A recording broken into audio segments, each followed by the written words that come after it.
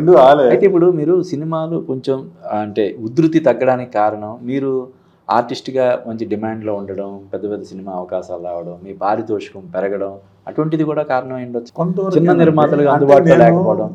పారితోషికం భారీగా ఏం పెంచేయలేదు ఇప్పుడు దాకా. నిజంగా చెప్పాలంటే పారితోషికం భారీగా ఏం పెంచేయలేదు. ఒక స్టేజ్ దగ్గర ఆపేశాను నేను, అంతకంటే ముందుకు వెళ్ళలే. వాళ్ళు పెంచట్లేదు, నేను పెంచలేదు. కానీ దాన్నే ఇవ్వడానికి వాళ్ళు ఇష్టపడలేదు. అంటే లాక్డౌన్ ముందు వరకు ఏదైతే ఇబ్బంది లేకుండా కళ్ళు మూసుకుని ఆనందంగా ఇచ్చారు, ఇవాళ ఇవ్వడానికి ఆ డబ్బులు కూడా ఇవ్వడానికి ఇష్టపడలేదు. అందులో సగం అడుగుతున్నారు, సగం ఇస్తామంటున్నారు. అది కొంచెం ఇబ్బందిగా ఉంది. అంటే అయినా కొన్ని చేస్తున్నాను. అంటే సబ్జెక్టు బాగుండి లేకపోతే చిన్న వాళ్ళ ఉండి, ఇప్పుడు పెద్దవాళ్ళు కూడా చిన్నవాళ్ళమని చెప్పుకుంటున్నారు. సినిమా తీసేప్పుడు మేనేజర్లు చిన్న బడ్జెట్ సినిమా సార్ అంటున్నారు. వెనక బ్యానర్ పెద్దది ఉంటుంది, పెద్ద పెద్ద హీరోలు ఉంటారు, మళ్ళీ అక్కడ కోట్లలో రెమ్యునరేషన్ వెళ్తుంటుంది. పెద్ద డైరెక్టర్లు పెద్ద హీరోలు అందరూ ఉంటారు, అక్కడ కోట్లలో వెళ్తుంటుంది. అయినా కూడా చిన్న బడ్జెట్ సినిమా అండి, అంత బడ్జెట్ లేదు, ఈ క్యారెక్టర్కి 10,000 అనుకున్నాం, 5,000 అనుకున్నాం, ఇదే మాట్లాడుతున్నారు. అంటే వాళ్ళు నాకు అనిపించింది ఏంటంటే వీళ్ళు కాస్ట్ కటింగ్ అంతా చిన్నవాళ్ళ మీద చేస్తున్నారు అనిపిస్తుంది.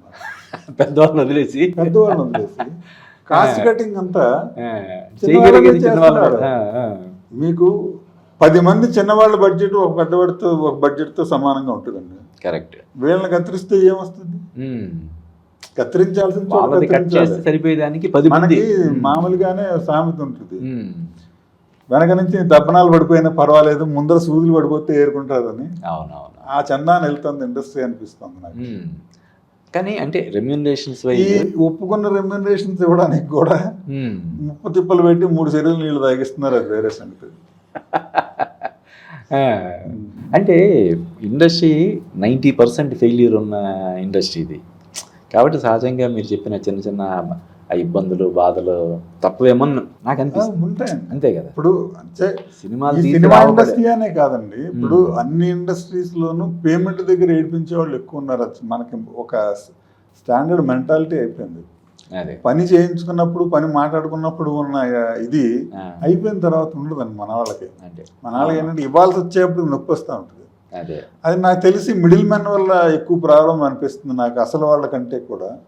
కరెక్టే. మధ్యలో ఉన్న వాళ్ళు ఎవరైతే ఉంటారో చేస్తున్నట్టుగా దళారీ వ్యవస్థ మిగతా వాటిల్లో ఎలా ఉందో ఇక్కడ ఇండైరెక్ట్ గా ఇంకో ఫామ్ లో కూడా దళారీ వ్యవస్థ ఉంది. సో వాళ్ళతోటి ప్రాబ్లం. ఒకవేళ ప్రొడ్యూసర్ డబ్బులు ఇచ్చినా కూడా వీళ్ళు తీసేసుకుని తినేసి డబ్బులు ఇవ్వలేదండి అని చెప్పిన రోజులు కూడా ఉన్నాయి. అంటే ఇప్పుడు ఆన్లైన్ పేమెంట్లు ఇవన్నీ నడుస్తున్నప్పుడు కూడా అన్నీ ఉన్నాయి సార్. సో అందరూ అలా ఉన్నారని కాదు, అదేలేండి, అదే ఉంటాయి. ఇప్పుడు ప్రొడ్యూసర్ చేసే వాళ్ళు ఉన్నారు, 150 సినిమాలు వాళ్ళకి తెలియకుండా మధ్యలో వాళ్ళు చేస్తున్న వాళ్ళు ఉన్నారు. వీళ్ళల్లోనూ మంచి వాళ్ళు ఉన్నారు, వాళ్ళల్లోనూ మంచి వాళ్ళు ఉన్నారు. అంటే మన ఫేట్, మన తగిలిన వాళ్ళని బట్టి మన దృష్టి అంతే అనుకో.